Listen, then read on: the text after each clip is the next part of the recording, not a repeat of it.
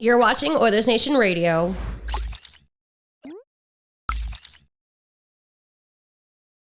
Welcome to Oilersnation Radio. Friday. Big Oilers victory last night against the Bruins. I think my mic is turned up too loud. Actually, no. It looks good. Just the intro that is very, very loud.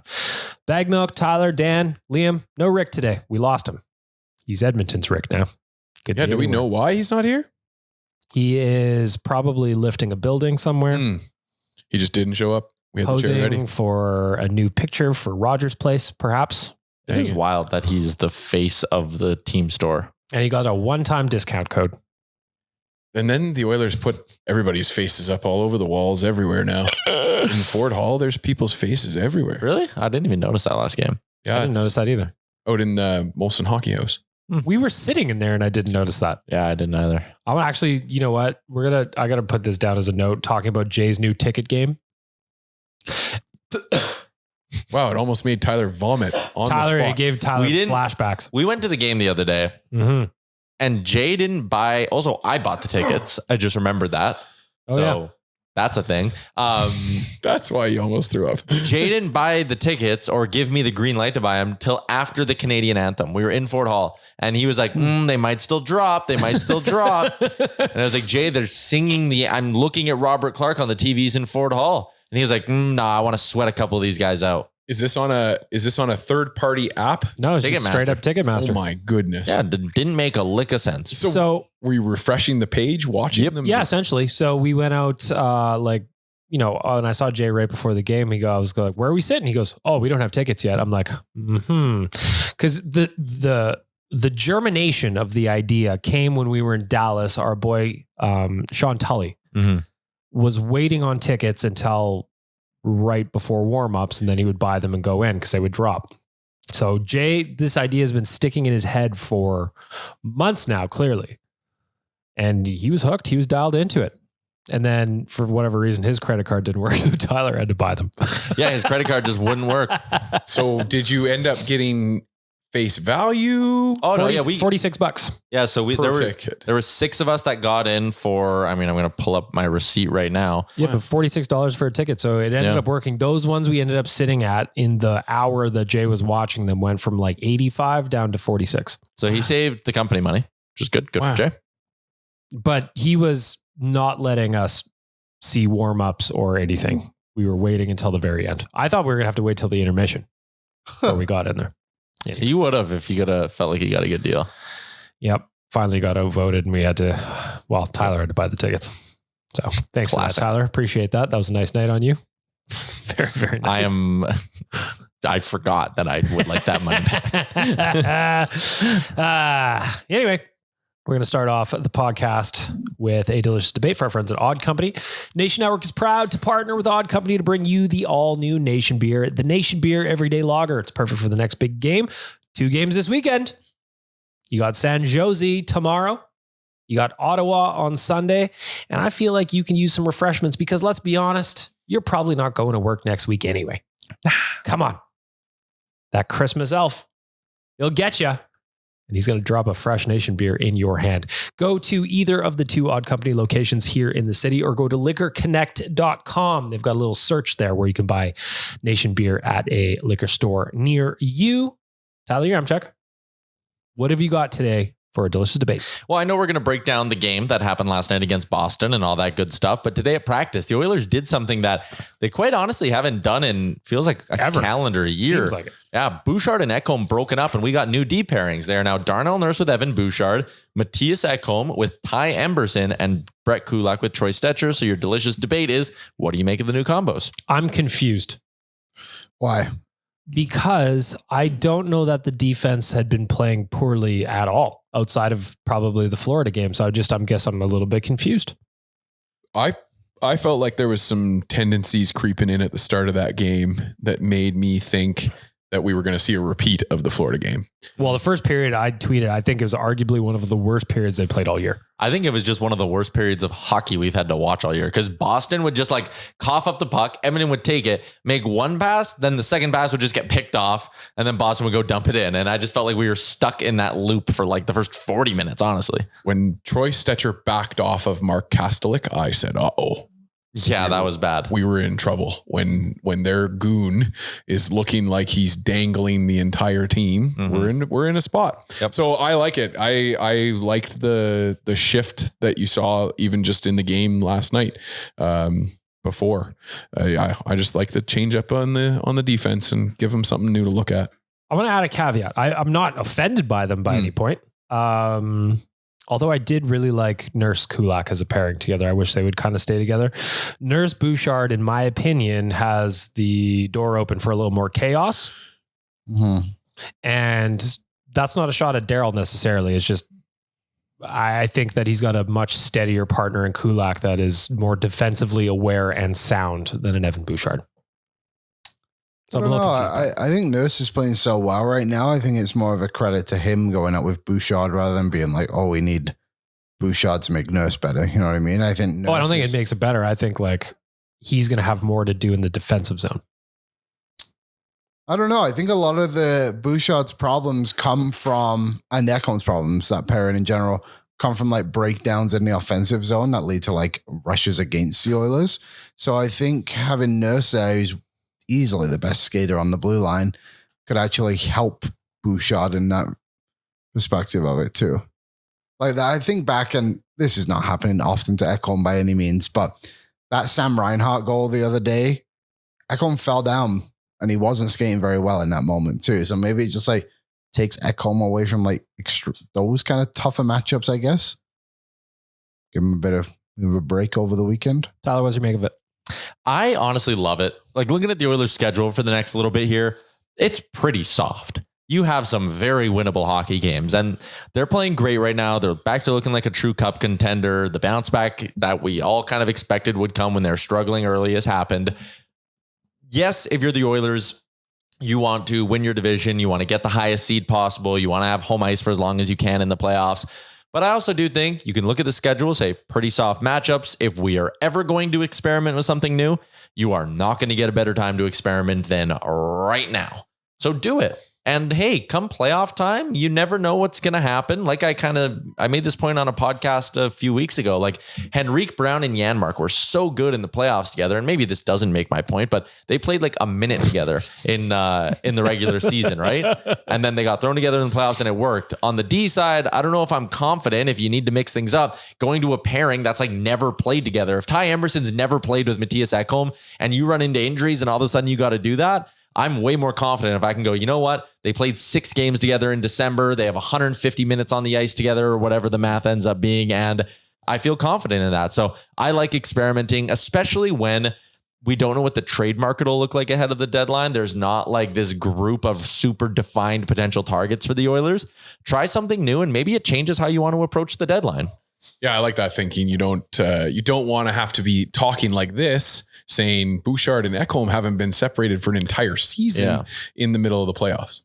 So yeah, I like looking at a different picture. The one thing I am afraid of is what happened last year a couple of times when Knoblauch did make changes to the defense. Things didn't go great and the panic button set in and it was changed before the end of the first period. Well, I guess on the other angle on it is he is very quick to go back to Old Faithful if things go sideways. So, which I don't want to see. Like if you're going to do this, at least this whole weekend, both games, same D pairings, see what you have. I want to hear from you. If you're listening to this right now and you hate the D pairings, let us know. Or if you love them, let us know. Or if you're confused like I am, I apologize for the fogginess of your brain. However, I would like to hear from you. Hit us up, Owen Radio Podcast on Twitter and Instagram, or just tag all of us. Someone will reply. Maybe. Probably. Except Leon, you're probably muted. It was funny. I was telling Tyler the other day when that whole thing went down with Tim Peel. I clicked on the post and there was so many like muted comments, and it was the same thing when Jeff Merrick put out his post. I saw the positive ones and all the negative ones were just like already muted people. I was like, okay, so I made the right decision in the moment. Sometimes past Liam helps out future Liam and you don't even know it. We're on the same level. I want to talk about last night's win over the Bruins. We kind of touched on a little bit that the first period was dog shit. According to the players today, they had an interesting and productive conversation in the first intermission. How do you think that went? Well, Ekholm spoke about it after the game too, of just being like, we don't need to score 6 goals to win. Some nights you got to score 2 or 3. So I would imagine that's how it went. I think they threatened to take away their Christmas party. Oh, They already had their Christmas party. Oh. They did it. I saw a post about it. They did it over the weekend. Oh. Careful, Dan. One concussion. Dan does One. like to bang his head sometimes on the shelf. Anything on the edge now? Teetering you know on the what? edge? I used to sit in that seat every single day, and I think I hit my head on that once. You're just not a head talker like I am. Yep. I'm an animated head talker. I like to bounce my head back and forth There's a beer can that's kind of close. and run the It's risk. already dented, I would imagine, because it fell on your head. Not my head, but somebody's head. So first period obviously was not great. First shot goal against. It was deflected by Draisaitl before people started freaking out. How do you not save that? How is there so many holes over there? Yeah. God damn it. Come on. Well, admittedly, when I watched it live, I went, oh boy. Me too. And then you see the replay and you go, oh, okay. Yeah, Okay. totally. So it's not great. And then the Bruins scored their second goal in the tail end of the first period. Anybody nervous at that point? I was. I just thought, I was like, well, tonight might not be our night. Yeah, like I was sitting there coming out of the first, I'm like, okay, this is very much like the Oilers C effort. Not good. If they don't dial it in, they're not winning this hockey game. The only thing that was giving me some hope was, again, like I kind of set off the jump, the Bruins turnovers. And like it also very clearly wasn't Boston's A game or even their B game. So it's like, okay, Edmonton's not playing good. If they keep playing this way, they won't win. But if they dial it in for like 20 minutes, they're probably going to get a pile on Boston. It's not exactly what ended up happening, but that's kind of what I was thinking in the moment. And like, as much as sure, Boston kept that game close, man, the Bruins had no killer instinct. They could have put that game away 4 or 5 times and they let the Oilers linger. And I think last night's a lesson to other teams. If you're going to let the Oilers linger, this is what will happen. They will eventually get theirs. I also want to give Stu some love there as well, because he was taking shit in the first period, as you know, because of course he was, but he locked it down after that. He didn't let in anything else. And what I'm thinking last night is if that game got to 3-0 or 3-1, it's probably over in my opinion, but Stu locked it down. He ended up with 24 saves and a .923, which is a respectable evening, especially when you allowed a goal on the first shot of the game, even if it was deflected by Draisaitl. Well, one of those saves was a breakaway stop on David Pastrnak. Mm-hmm. So in the last week, he has stopped breakaways on Kucherov and David Pastrnak. Yep. That's not bad. Nope. And I did the math twice because the first time I got it wrong, but it was still the same answer. 923 save percentage after a loss this season for Stuart Skinner. This does include a couple of losses in there too. Like the Carolina one, they lost in overtime. There's one other one too. I can't remember off the top of my head, but 923 save percentage. I gave Liam a lesson in math today. And it was the same answer. Same answer, but the lesson stood. Go ahead. Feels Liam wanted to get the save percentage that Stuart Skinner has after a loss, the great stat he just gave you. So he lined up his save percentages like 905, 890, 940, and then added them up and divided them by 10. And I'd say, Liam, that's not how save percentage works because you have to account for how many saves were in each of those performances. But both answers were 923. And to be fair, I said that and I was like, maybe just do the math because I'm not sure if this is right. In his last, sorry, Liam, before you go on, in his last 10 starts, Stuart Skinner has 2 games under 923. That's pretty 2 good. games under 923. So that's obviously the Florida game. The Florida game was a 786, not ideal. And then Minnesota in the loss was an 808. Right. And he was not great that game. But to be fair, the team was also terrible. Yeah, they were ass. They were ass. I don't know why that made me laugh. I'm glad to give you a chuckle today, pal. I give you a mint and a smile. What a day for me. So you know me. I love my stats and facts. Stats The are high facts. danger chance is a stat I quite frankly hate I don't love it either. I don't love it either. because it is dumb. I love it. Matthias Ekholm's goal yesterday was not registered as a high danger chance. How? How was that not a high danger If you're chance? right in the slot, that's not a high danger chance. Wide open. Wide open. In overtime. Nuge puts it on a tee and he's just like drains it. Yeah, not a high danger chance. What is a high danger chance then? I have no idea. And also too, I know Ty's brought this point up a bunch. Like high danger chances are totally dependent on the player. Yeah. Like it's so different. Oh, totally. It's actually the first ever episode of the DFO Rundown. That was like 3.5 years ago now. They had Paul Maurice on and he talked about like how he's not viewed as a coach that's super analytic heavy because people don't always agree with his decisions. But he was like, I look at analytics all the time. He's like, I have going back to one of my first coaching gigs. He's like, but the difference is the publicly available numbers I look at are not the same, or that people look at are not the same as what teams have. And like teams will have analytics guys who are doing things that are totally different than as like, I'm on Natural Stat Trick right now. I'm on it while I do every single show, but like sometimes the team numbers don't line up for a reason. Yeah. Like last night, it says Boston had 11 high danger chances. How many do the Oilers have? 7. I don't know if I buy that. I can't remember 11 high danger chances. I would say they had at least 2. I would say the Castelli goal was obviously a high danger chance. Pasternak But now I'm breakaway. wondering if it even was. There's also the angle too of like, there's situational chances that you get in the moment that maybe the pressure is up in the game. Maybe there's like people are buzzing. Maybe there's like you just got pinned in your own zone for a minute and you're tired, but a shot from the boards ends up finding its way in. And that's not a high danger chance, but given the moment, it probably was. Yeah. Yeah. It's such a hard, that's why like, I do like the stats, don't get me wrong, and the analytics are typically you can get a good idea of what they're all about. They should be an accompaniment though. It is so difficult for hockey to have this and it to be extremely accurate, unlike baseball where like everything stays the same every game. Every play starts from the exact same position. Yeah, it's hard to do for sure. Anyway, I like the way I use stats, and we've talked about this a million times in this podcast. Is just like I like to look at them after the game to see if my eyes match with what the numbers say. Yeah, like this guy played good. I think good stuff happened when this guy was on the ice. Did it not? Yeah, it makes sense. I just wait for David Staples' report to come out, and I look at that, and that tells me everything I need to know. Yep. Player grades. A D-. Last night, Leon Draisaitl became the 5th fastest player to 900 points. The way he's playing right now, I wouldn't be surprised if he gets close to 1,000 this year. So he currently has 18 points in his last 7 games, 6 goals, 12 assists. He's now got 50 on the year. Damn. Yeah. How many points does he have? 50 points on the season. Mm-hmm.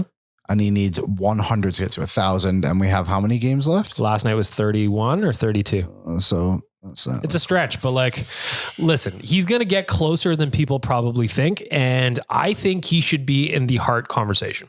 I think so too. I think I said this on the last show. We're going to talk about this more. I know Tyler's got something for the betting segment, but like he is out of his mind right now.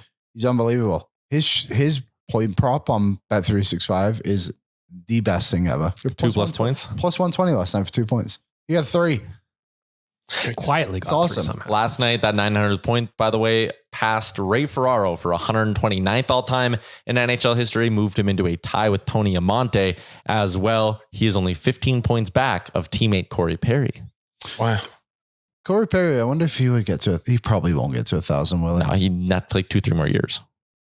Hey, Mike. Hey, listen. I think he should have retired 4 years ago. So, And then all of a sudden he's having a quietly solid start to the year. So I don't know. well, how many points do you get?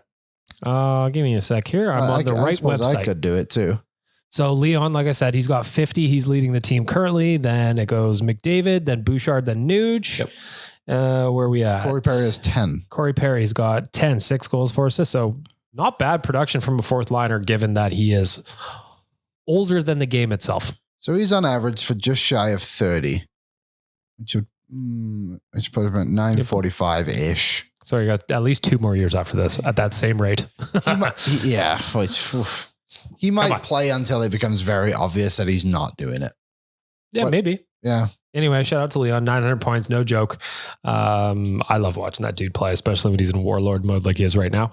The other thing I want to mention from last night's game is Viktor Arvidsson made his return after a month on the shelf. He missed 15 games, only played 11:56, finished with 2 shots on goal, 1 block shot and a giveaway, played 15 shifts. Thought he died at one point. I was going to say the most notable point of the night was when he got absolutely blown up in the corner and he looked like he may have been dead. He literally laid on the ice. And I thought we were going to get a whistle. Of like, this guy needs I thought he was help. leaving the game. Yeah, I did too. But I don't know what Gregory said yesterday in the GDB. His source said it was a hip issue for Arvidsson. I don't know. Like his mobility didn't look great. I think when we gave predictions a few weeks ago of when he should come back, I said after Christmas, and maybe that would have been a good idea too, but hindsight is something. He looked okay though in the minutes he played. Like I never watched him on like consecutive shifts and went like, oh, they rushed. Ooh, he's not there. I actually thought he played fine. He played fine, but like I just thought he didn't have the step he would normally have. He's a quicker player than we saw last night. And that's fair. He looked frustrated. It's tough to come back. Especially missing a month, like 15. I think it's quite underrated. Oh, for sure. When like players everybody's come back. buzzing, they're dialed in, they're up to game speed, you're practicing, maybe skating on your own. That's not easy. The Oilers are playing so well right now too that literally everyone is contributing. Like everyone's had a good game in this last little stretch, right? And everyone's like, things have changed in those 15 games since he left. And he's already on a new team. It's not like he was coming back to the LA Kings team, right? Where he's been part of this organization for a while. He's only played 15 games overall for the Oilers. He's missed as many as he's played. So I think it's going to be a while before we see him come close to what you think he might be. So keep your expectations low. Any other thoughts on Arvidsson? Because he started on the third line and then he got a couple of shifts with Draisaitl and then he moved back down. And then obviously they loaded up the first line with McDavid, Draisaitl, and Hyman. But like any other notes on Arvidsson? Because I agree with Liam. It's going to take him a minute, regardless of whether he had the injury or not. Yeah. No, I don't have anything. I mean, again, sure, it'll take him maybe a while to get fully up to speed. Spent the bulk of that game with Connor Brown. 10:33 of his ice time was with Connor Brown. 6:36 was with Adam Henrique, and then he saw a bit with Matthias Janmark as his center. Maybe that's something to talk about. Well, I was gonna, How did Janmark look? Okay. Just on Arvidsson, it would be very helpful if you Oilers just beat the crap out of San Jose on Saturday, so then you can just play Arvidsson like way more than you would. You know what I mean? Yeah. Like give get him some like at bats. 4 or 5 more shifts. Maybe that's too many. I don't know. But try and get him to 15 minutes. Well, the only way you can do that is if the game's kind of out of reach. Or he's playing well too. Another person I got to talk about is our pal Jeff Skinner. Last night played 8:06 and he was on the fourth line. And all I can think about is he's not going to be here past the trade deadline. Listen, full no move. I get it. It'd be difficult or awkward to trade him. He is in Kris Knoblauch's doghouse. He's been playing bottom 6 minutes, even when both Arvidsson and Hyman have been hurt. And Evander Kane at some point is going to be back in the lineup. If he's your 13th forward, and again, with everyone healthy, it feels like that's how Kris Knoblauch views him. You got to have an awkward conversation where like, we know you came here because you wanted to play playoff hockey. Are you going to be our 13th forward come playoff, or do you want to go somewhere and actually have a fresh start and play? Because it's the rate it's going. You can't keep having it. Yeah, but how would you like to play playoff hockey in New Jersey? Like that's what I mean, right? Like you go to him now and just say, hey, as we start to get set for the deadline. Yeah. How would you like to help the Columbus Blue Jackets make the playoffs? Yeah, get things rolling. Like, see, and I think he wouldn't do that, but I'm looking at like the contending teams. Utah has $5 million in cap space. I mean, the Rangers have a bunch in cap space, but I doubt they'd be interested in Jeff Skinner. The Jets are a team that can maybe use scoring. They have cap space. So come deadline, I think you just kind of go to him and say, like, hey, if we can just dump you for free to one of these teams with cap space, would you go? I'll tell you something I wouldn't do, though. I wouldn't trade him to a really good team in the West. Just in case. You're really that worried, though? I mean, there's only like 4 teams. Like, I wouldn't trade him to Winnipeg, Dallas, Minnesota. I wouldn't trade him in the West at all. I wouldn't trade. I'd trade like a Utah. I could deal with that. That's fine. But how do you feel about Seattle? I think if that guy gets hot, like if he finds a role in a top 6 and he's playing like 18 minutes a night, then yeah, I would genuinely be like, this guy could get hot. But he's if not playing that here, so we don't know if he could do that. And the other side of it too would be you're only going down that path if you need his cap space, right? Yeah. So from that angle, like if trading Jeff Skinner to Winnipeg or not trading Jeff Skinner to Winnipeg is the difference between adding Mike Matheson or not adding Mike Matheson, you're not going to sit there and be like, what if? You're just going to be like, nope, that's a risk we have to take. I'd keep Jeff Skinner over Mike Matheson, but either way, I agree with what you're saying. Whatever defenseman you need to add, that's $4 million. Yeah. Anyway, we got a Jeff Skinner question and Ask the Ideas coming up, so we'll leave it at that. All I know is, I would love Dylan Holloway. Well, it would have been Dylan Holloway and $2 million in cap space. Yeah. Even if he got his current deal, you would still have $800,000 in cap space, and you would have Dylan Holloway. Yeah, who, when he's not playing power play minutes is, physical and fast and, a bull in a china shop, where Jeff Skinner, if he's not playing on a skilled line, like on this team, I don't know where he goes, but again, we'll get to that. Nasty Idiots. We got another one coming up on him. The other thing I want to talk about, and how can you not, Zach Hyman rocking the bubble, still scoring goals. He's now got 8 goals in his last 7 games since coming back from injury. He really seemed to take that Team Canada snub personally, and I love it. I looked it up last night. So the roster was named on December 4th, and Zach Hyman is the highest goal scoring Canadian forward in the NHL with 8 goals. The next closest is 5, and I think it was Marchand or Marsh or so, one of those guys. He's back to being Zach Hyman, where everything's going in. Shocker. I can't believe Team Canada didn't take him. I actually think it's still ridiculous. Gregor's written about it a couple of times on Oilers Nation now, that just how dumb it is. Now, of course, there's still a chance that he makes the team if somebody gets hurt or whatever, but like, I don't know how they just ignored the body of work in Edmonton just because he had a cold stretch of 19 games at the beginning of the year. It's ridiculous. Well, and every time I tweet about it or bring it up on DFO Live, you have people from other fan bases being like, McDavid merchant. They didn't pick him because he's mid without McDavid. Connor McDavid's on the team. Yeah. Like, what are we doing? Chris Kunitz made the Olympics because Crosby was on the team. Yeah. It's ridiculous. We've seen this a bunch of times in this city too, where like, just because you're on Connor McDavid's line does not mean you're going to be successful there. Ty Ratty couldn't do it.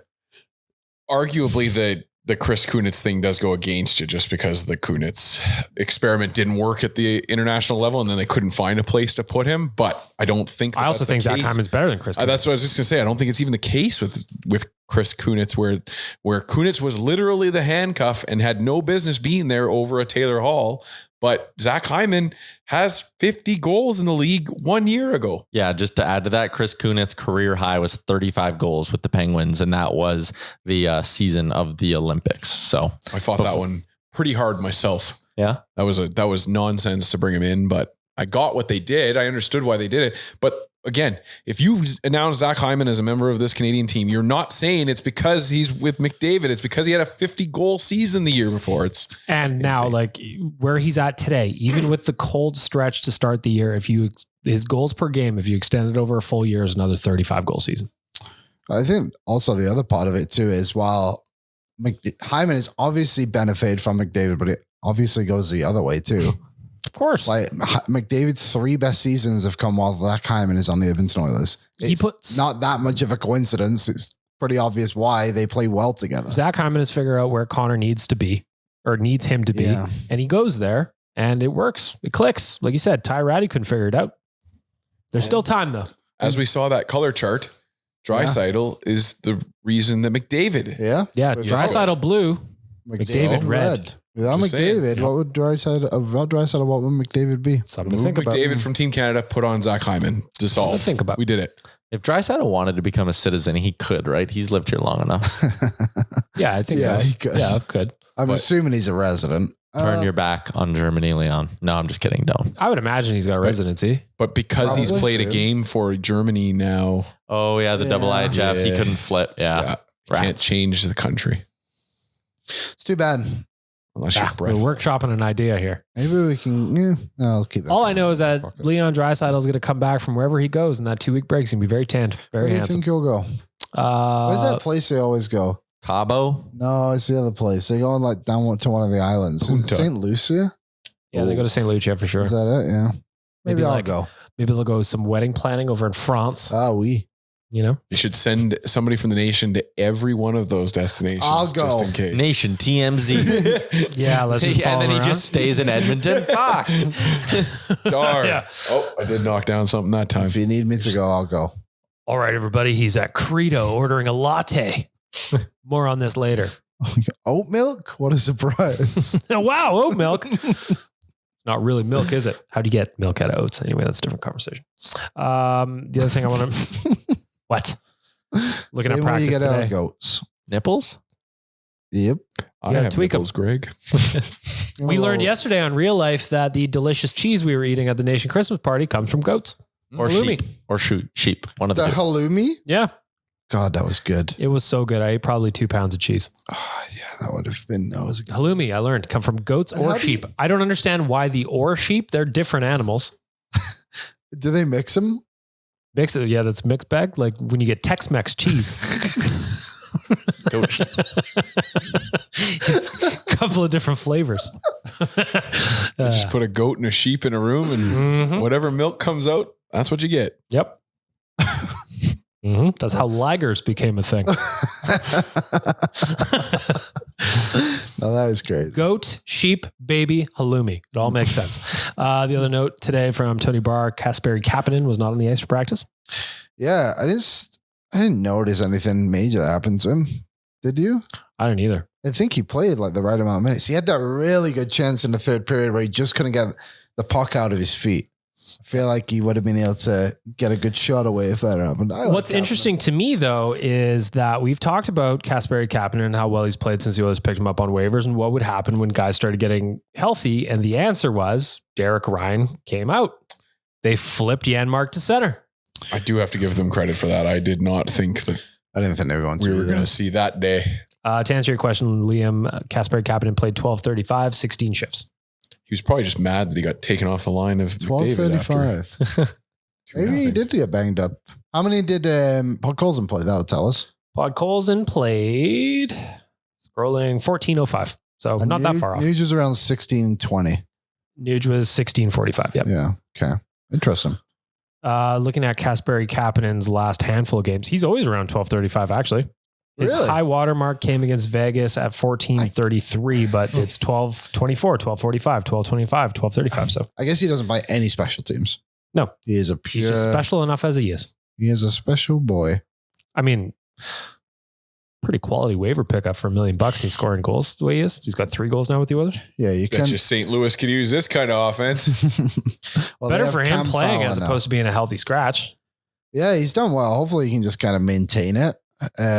Ultimately, when Arvidsson is 100% healthy, it'll be interesting to see what happens then. But it's good that he's come in and done a good enough job and not force the others to put Arvidsson in that spot right away. Depth is good. As much as like, again, we're going to have to sit here and have awkward conversations about where do you put Jeff Skinner and Derek Ryan's not playing, Janmark's a center, all this. This is way better than in years past where like someone like a Jeff Skinner would be struggling and we just have to watch him play next to McDavid, even though he's struggling. I go back even further than that. I remember when Pat Quinn put JF Jacques on the first line and be like, we got it. Oh boy. This will work. Narrator, it did not. So that was a little update from Tony Brar today. Kasperi Kapanen looks like Calvin Pickard getting the start tomorrow night against San Jose, or tomorrow afternoon, I should say. It's 2:00 start against San Jose, meaning Skinner will get Ottawa on Sunday. Maybe. The other thing as well is Bob Stauffer, and I quote, that Evander Kane won't return to the Oilers until March at the absolute earliest. Wink. The wink was from Neat, not from Stauffer. Can you imagine he put Wink. that in his tweet? Just a winky face at the end. Or in brackets. Like if you could do that thing, do you know when you send texts and you can like put the invisible ink over it? If you could do that on Twitter. Yeah. It's just the invisible ink over the face. You won't return till March at the earliest. Confetti.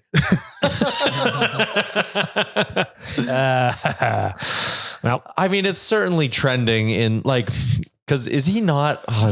Original Posar is going to be able to tell us for sure in a day when he listens to this.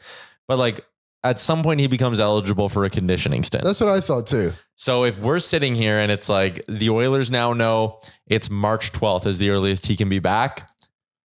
Okay, use his cap space because March 12th can very easily be milked to March 24th, which can very easily be there's milked a setback. Yeah, which can be milked to a conditioning stint. And then we really want him practicing with the team. And there you go. Nice. The only thing that's going to piss me off is if the league cracks down on it and Edmonton's the team that gets caught. Well, we got to think about this now because the last regular season game is on April 16th. So that conditioning stint, probably, first week of April, we're starting to talk about it. Second week of April. Did, what's the Bakersfields? Because for the, Oh, I guess I got to think Kucherov. about if they're even playing. Condors, that is. Yeah, Kucherov never went on a conditioning stint. Neither did Mark Stone. He just came back randomly that practice after like days of reporting he might never play again. It's like, oh, well, here he is. He can't even walk to the arena. Barely. Yeah. Well, it is close to Christmas, so I imagine we'll be hearing about Mark Stone's back flaring up here right away.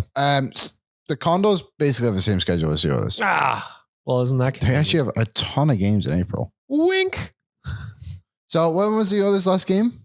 The 16th against San Jose.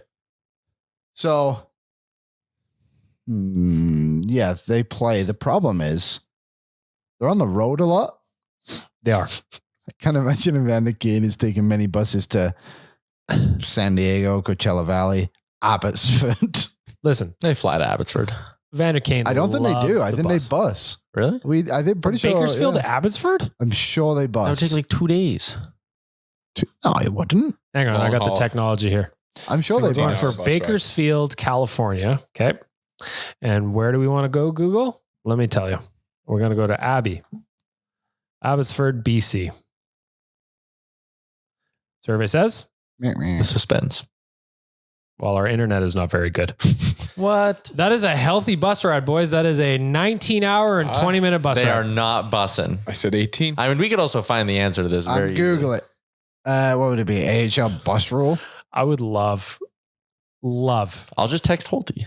I would love if Evander Kane had to sit on a 19-hour bus ride. QMJHL just announced that they're going to be having a team that they have to fly to. Yeah, that's St. John. Yeah. Yeah. Moving Acadie Bathurst Anyway, to St. so John's. we shall see what happens with our boy Evander Kane. But if he comes back healthy and all of a sudden he just drop him into the lineup for the playoffs, oh, that left side's got a pretty good and a little bit of toughness. Tyler, you tweeted about your new love for Matthias Janmark last night, how he's one of the few guys that gets in scrums. I love guys who are willing to just mix it up for no reason. And he did that a bit yesterday. So I actually think that the Oilers are missing a little bit of that. And Evander Kane coming back in the lineup at some point would certainly help that, because when he's at his best, not only can he score goals, but he is also a menace. Aha, I found out the answer. Please. Oh, really? They do fly, but they fly commercial. To all games? No, to like, it says most teams take, this is just on Reddit, by the way, so it kind of is what it is, but I couldn't find anything official. It says most teams will take non-chartered commercial flights whenever land travel isn't possible or impractical. I texted Holty. So I'll get the probably Condors give us roll. probably give us a good answer. I would like to see Evander Kane sitting in economy. You think he bumps the seat up to at least the emergency exit row? That's what the coaches sit. Well, we'll see. Evander Kane, take your time, pal. Get healthy. I just want you to be feeling good about yourself. Yeah. That's all I care about. Team does need to be more tough, though, overall. 100%. I personally think they do. Jeff Skinner laying on the ice after getting hit in the head, and who were we playing? The Florida Panthers. Florida Panthers going down the other end of the ice and scoring the goal was like the peak of like line in the sand for me, where it's just like the referees are not going to help you when you put your hands up in the air. You've got to do something with those hands instead. Like it's just, But it's weren't they become doing frustrating. something with their hands, and that's why there was no one playing defense? Well, Everybody's, yes. everybody's having a little, a little But gathering. It's just interesting that, of course, they finally looked into be involved in that, and then Yes. The worst one for me was the Mikola's goals. Like, come on, Jack Eichel hitting Ekholm from behind, and nobody did anything about it. Well, and the Bouchard thing in Yeah. the game before that too. And That Ekholm bothers launched me. it. I don't like it. Team toughness. It's a thing. 100% it is. I agree.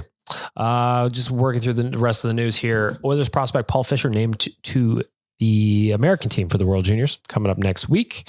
Bo Akey is on Team Canada, though I don't know if he's going to be a starter for Canada. I got to check in with Stephen Ellis. yeah, he will. Yeah? Totally. He's been practicing in a top 6 role, maybe even a top 4 role. Like this Dave Cameron, I don't know what team he coaches anymore, but he's playing it really strangely. Like Sam Dickinson. He's on pace for like 40 goals this season in the OHL, and his skating is at 8th defenseman. I got a very prompt text back from head of media Very at the nice. Bakersfield Condors, Ryan Holt. There are no set rules per se, but the Condors will never have a bus trip more than 4 hours. They bus around California and Vegas. They will fly everywhere else. In general, they leave the day before a trip. So for instance, if they're in San Jose on a Friday, they leave for the bus on Thursday. And he said it's the best bus ever. 33 Lazy Boy pod seats. Whoa. That's very nice. Wow. Damn, maybe it came will go. All right. I would go to Abbotsford for 19 hours if it was That's in a nice. pod. Nice That's pod crazy. seat. Watch a little Netflix. Come on. Having a good time. Vander Kane, get on the bus, buddy. Hey, he's from Vancouver. Maybe he would go. To Abbotsford? Yeah, why not? They have a good rink. Have you been there? I've seen it. All I know is if Evander Kane plays in Abbotsford at any point, Quads, you've got reporting to do. You live very close. So last night, Team Canada played. So that'll give us an idea of... Yeah, have a look at that. And while you're looking that up, Liam, the last thing, just speaking of Team Canada, just a different one. Our boy Sam Gagner, friend of everyone, named to the Canadian Spengler Cup roster today. So we were actually wondering, Tyler, you brought that up a couple of days ago that he might be on the Spengler Cup roster. So I saw him post on his Instagram that he was flying to Europe. And I was like, why would he be going to Europe if it's not to play Spengler unless he just had a holiday? So sunshine sticker on Tyler's report card. Last night, Bo Akey played on the third pairing next to Matthew Schaefer. Could potentially go first overall in the draft this year. Any relation to Reed Schaefer? No relation. And he's way better. And actually, going back to Sam Gagner for a second, the Hockey News just reported 3 hours ago that he may be practicing with Djurgården in Stockholm and looking at a contract there. Oh, I love a good beer garden. Djurgården. No, sorry. Djurgården's Just It's a Friday. I forgive you for just the to mistake. clarify. I was just thinking, like, if you're practicing in the beer garden, like, it could be worse. Sam headed to Djurgården. We're all headed to the beer garden. So this is the Swiss roster is not confirmed yet. There's more to that sentence. okay. But they have a player who's 15 years old, born in 2009, who could potentially make their team this year. I'm not going to try to say his name. Actually, I will. Jonah Nguyen Schwanda. So I think that translates to English as young blood. I believe so, yes. He is, 15 years old. He is currently playing in the, I think the Swiss league, the NL. At 15, he has played games in the NL, which is the Swiss Pro League. Kind of crazy. He is eligible for the 2027 NHL draft. So good luck to him. That'd be pretty cool if he could make it, to be honest. That would be. I also just hope, like, you know, there's going to be guys in their mid 30s. I hope he doesn't get blown up at any point, you know? Let's talk a little betting for our friends at Bet365. Betting segment is brought to you by our friends at Bet365, proud partner of Oilersnation Radio. Open up an account with Bet365 today. Bet on a huge range of markets. Use the code NATION. Use the code NATION. Tyler, this is your cue to get your Leon Draisaitl futures up while we play a little Guess That Line. I was looking ahead I was hoping that we could put a bet down on tomorrow's game, but they don't have them up yet. Bet365. So we're going to play Guess That Line on 4 games tonight. I want to see how good the boys are. I'm going to give them some details. And just like I said, they're going to guess that line. So Liam, I'm starting with you. Hurricanes at Capitals. The Hurricanes are favored. What is the line for the money line? I think you just called me Leon. You're one of the greatest for me. So, very handsome. So I was Sponsored distracted by that. Who's home? Hurricanes at Capitals. Hurricanes, and you want me to guess the line? That's right. Just money line. And did you say knowing that the Hurricanes are the favorite? Okay. So what is the Hurricanes line? It's got to be only like minus 130, right? You got 130 from Liam. Hurricanes against the Capitals, knowing they are favored. I'm going to say the Capitals have been on a bit of a downturn and they're begging for Ovechkin to come back. So I'm going to say minus 190. Tyler. Hurricanes are favored. Minus 145. You guys are all around it. You're all around it. You're spraying the board. Minus 160 is that line. For the Canes. For the And Hurricanes. they're at the Caps. At Caps. Capitals Damn. have been bad recently. Next up, round 2, starting with you, Dan. The Montreal Canadiens are at the Detroit Red Wings. So they are in Detroit today. Detroit Red Wings are favored. What is the Red Wings money line? I'm going to guess that's close to a pick 'em still. I'm going to say 120, minus 120. Tyler. Minus 130. Liam. 25, minus 125. I bamboozled you. It's minus 160, you rascals. Wow. Number 3. We've got 2 more of these. Start with Tyler on this one. We've got the New York Rangers, kind of stink right now. Yeah. At Dallas. I have a funny feeling this one will be weirdly closer than you think. Dallas is favored. Damn it. I wish they were the end. What is that line? I'm going to say minus 125. Liam, what do you got? Minus 200. Dan. Minus 150. Minus 185 is that line. So the Dallas heavily favored money line. That's Rightfully like so. yeah, rightfully so. Last one. Leafs at Sabres. Sabres stink. This is going to be massive. Toronto is favored. What is their line, Liam? Minus 300. I'm going to say minus 210. Tyler, Leafs at Sabres. I bet on it today because I thought the line was way too short. Is it still minus 160? It is still minus For the Leafs? Yeah. Oh my The puck line's plus 160. That is bonkers. Yeah, I know. So I gave you 3 minus 160s. I was a little rascal. The Yeah, Buffalo you got me. Sabres. The one and only. The team have lost 11 games in a row. Mm-hmm. But they've won 11 games this season, Liam. So it That balances is out. amazing. Why? When does this streak end for them? Just need 11 They game have meter. the Leafs, then they have the Bruins. I also like that Lindy Oh, Ruff at this yes. point, he goes, I don't know what the fuck. Yeah. They have the Islanders on That's why they brought him Monday. in for that insight Oh my and goodness. analysis. Tyler, what do you have for Leon Draisaitl heart talk? So I got 2 actually for Bet365 very, very fast. To win divisions in the NHL, all right, I'm going to give you the current division leaders in each one. Florida is the odds-on favorite, even though they're technically behind Toronto in the standings. The Devils currently lead, by points percentage, the Capitals lead their division, the Jets lead theirs, and the Golden Knights lead theirs. Which one of those 4 do you think is the biggest favorite out of the Golden Knights, Jets, Caps, and Panthers to win their division? I'm going to say Golden Knights are the favorite. Yeah, I would guess them too. Who's leading the Metropolitan? It's Washington by points percentage. Pardon me. I'm going to guess it's Florida. Trick question. The biggest favorite in the NHL to currently win their division is the Oilers. No team Wow. has a better chance of winning their division, according to Bet365, than the Edmonton Oilers. They're plus 140, even though they're 5 points back of Vegas, which is crazy. Public That loves was a trick Edmonton. question. I thought we were just picking those 4 teams. You really bamboozled me. Both of you. I got you guys. Hart Trophy odds. Leon Draisaitl, when we did this pod on Monday, he was 35 to 1. He is now skyrocketed to plus 2,000, 20 to 1. Good. He's got to be in the conversation. He's playing out of his mind right now. Second in league scoring. Still leading in goals? I haven't looked at the goal Yeah, league yet. I think so. Yeah, because I didn't get one last night. Son of a gun. Just picking up helpers. Let me have a He's an peek. apple tree. Goals. He is still first. 23. Kaprizov 22. 0.21 and everyone else. Pretty Tyler, amazing we- for a Capri Sun that he's able to do that, though, you know? I'm going to put you on the spot. Mm. Tyler, we missed you last week on the episode.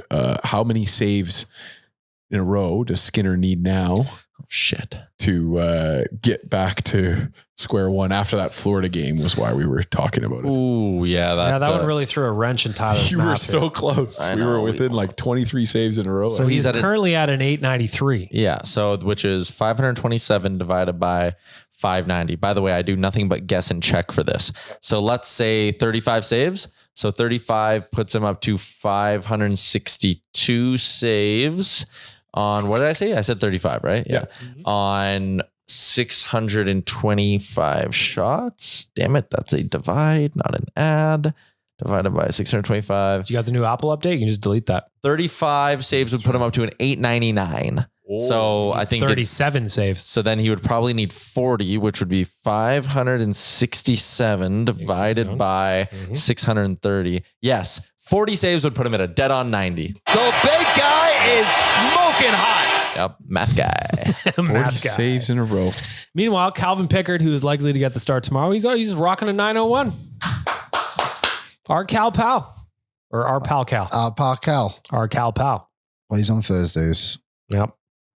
Whoopsies.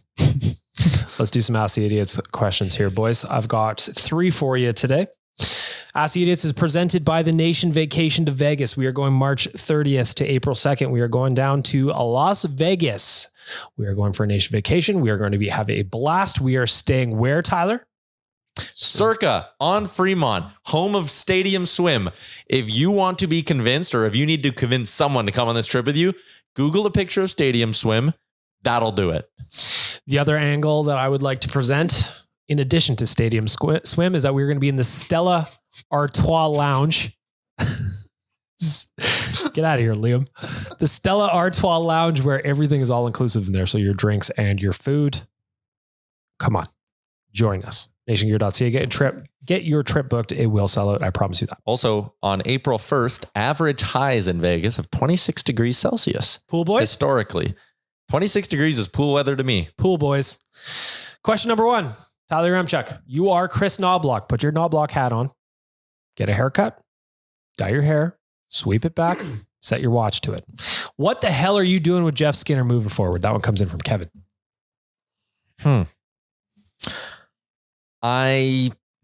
It's not going to happen quite yet, but at some point in the new year, I just kind of sit there and go, let's start fresh. I'm going to give you 5 games with Connor or Leon. And hopefully it comes when the Oilers are like right in the middle of a division or like right up there for the division. They keep playing good hockey. So again, they can afford to experiment. I would say you have 5 games with Connor or Leon, Jeff. You better play really damn well because it's your last chance. I give him one last chance and I give him a good runway with a skilled centerman. If it doesn't click, he's out of the lineup and we move on. Nation Dan, you are Kris Knoblauch. What are you doing with Jeff Skinner? I'm going to stay the course. I think I'm just going to be patient and expect at some point that he will turn this around and will become a functioning part of this team. I think that's just it's the way it's going to go. Liam? Yeah, I'm pretty similar boat to Dan. I think you kind of do the same thing you did with Connor Brown in a way. I know Brown had more contributions off the puck outside of scoring than what Skinner is really doing right now, but I think he'll be fine ultimately in the end when it all comes down to it. I think one thing maybe you could try is rotate McDavid or Draisaitl through that line with him and Perry and then see if you can kind of do it that way rather than like bumping someone down the lineup for Skinner. To do that, would you go 11-7 or would you just kind of like park whoever's at that 4C? I would just sit Janmark for a shift or two. If you get an offensive zone draw, then throw McDavid out there rather than Janmark. I like that idea too. You know what? I was going to say something different. I'm just going to go ahead and steal Liam's idea and pass it off as my own. All aboard. I just stole half of Dan's, so. Listen, that's what it's all about. You ain't cheating, you ain't trying. Question number 2. Nation Dan, starting with you. So stupid. Inspired by Zach Hyman's broken nose, what is the toughest illness or injury you've ever battled but still gotten your job done? It's definitely when I went to Europe and I followed the Oilers to Germany and Sweden, and the woman next to me heading over to Germany on that long flight was hacking up a lung, and I took on what I called the European death cold. And like, I think that's the only time in my entire time working here where I've gotten a message from Baggedmilk being like, Dan, what the fuck is your work? And I was dead in an airport, and I couldn't get myself to even write at that point. I was sick as a dog. So it's my European death cold from Germany and Sweden. Liam, what you got? What is the greatest battle you've ever had and still maintained your work ethic and gotten your job done? So then I was in grade 12 doing my diplomas. I broke my right wrist and I am right-handed. Yeah, and I know it's just the scantrons and stuff, but I had to do my diplomas left-handed. Wow. So that was a battle. Good for Thank you. That's a grind. Yeah. It's a big It's one. professional right there. Tyler? I'm so soft. I've never battled through anything. I just quit. No, actually, like I've been super lucky in my life. Like I've never broken a bone or anything like that, knock on wood. So like, I mean, yeah, maybe I've like done shows while I'm sick, I guess. But Which I've is never a like, battle. I can't think of a time I've been resilient. Listen, if I could name all of the articles I've written when I'm deeply hungover. Oh, sure. If you see me try to write, and Liam and Tyler have, because we did a playoff run this year, when I'm hungover in the morning, it's a battle. It's a slog. Or when you'll just time. see, you'll get like the foresight and at like the table when we're getting beers after, BM will just dial his brain into his phone for like 6 minutes and be like, I just pre-wrote like 400 of my 600 words for tomorrow. Yeah, I do like doing that too. So those are not great answers. I've never broken my nose. I have broken ribs. I did cry about it a lot though.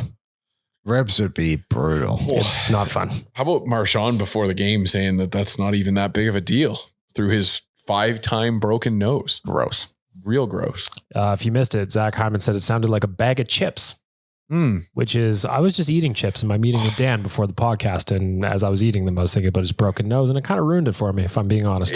If you've ever been around somebody that's broken a nose, it ruins it all for you. That whole experience is just... I hope Evan Bouchard bought him like an edible arrangement or something, because now Christmas photos are ruined. Oh, yeah. 2 black eyes. Come on. Or It's got that bridge thing there.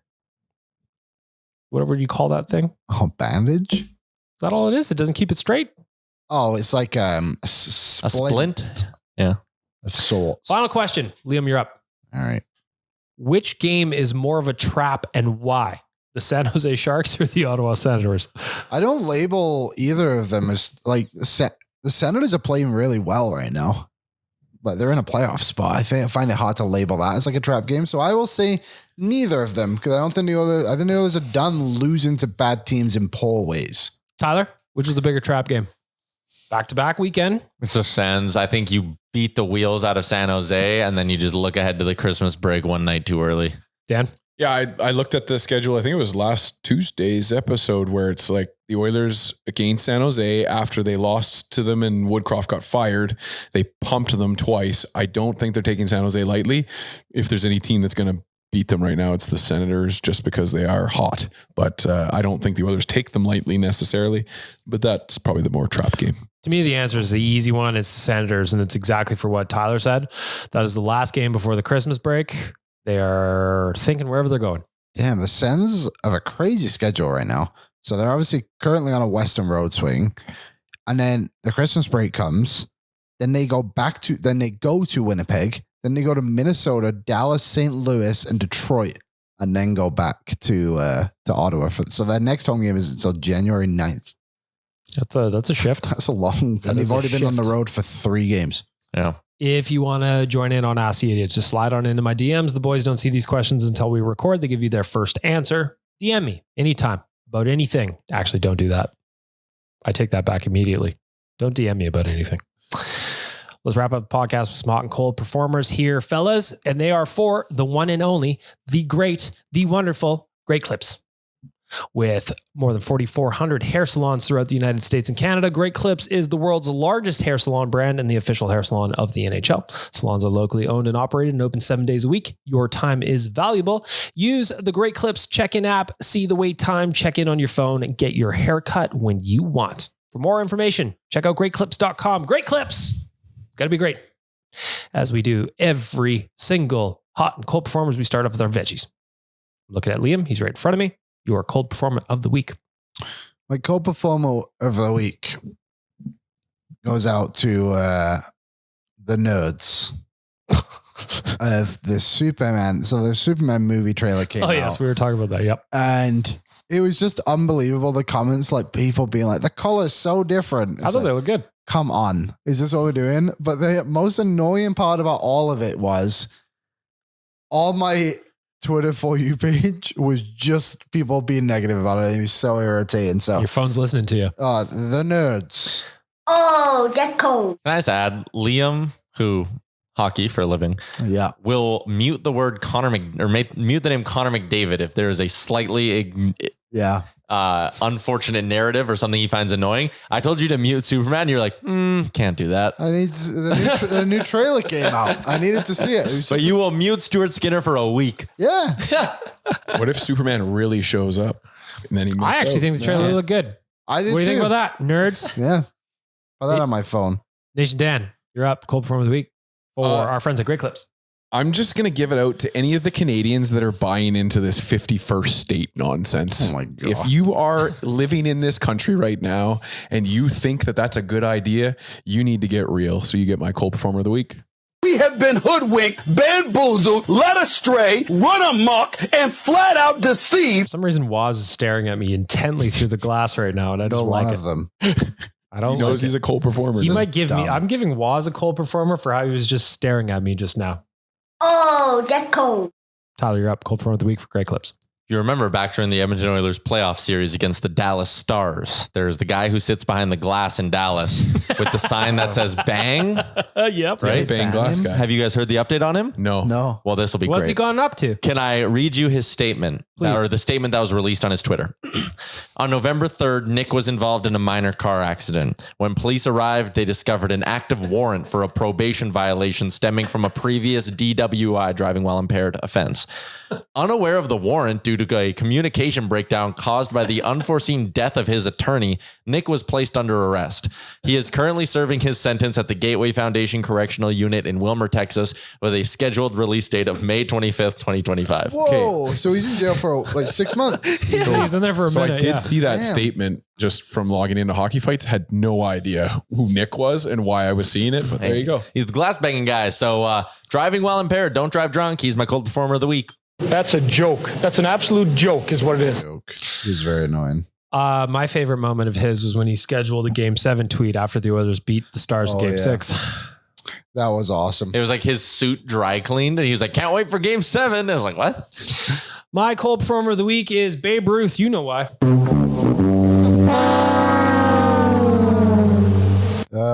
First the glass banging guy, now Babe Ruth. Is no one sacred anymore?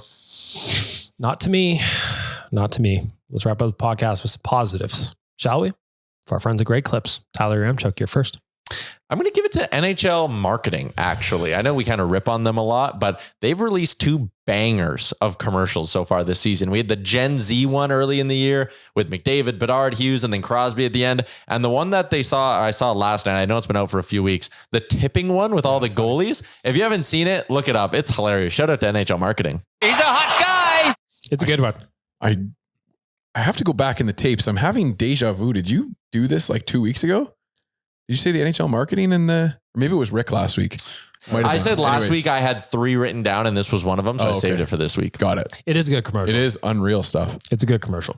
It kind of harkens back to the time when the marketing was like, 2 Swedish twins are showing up, and they opened the door and it was the Sedin twins. That was funny. those were I good eat stuff.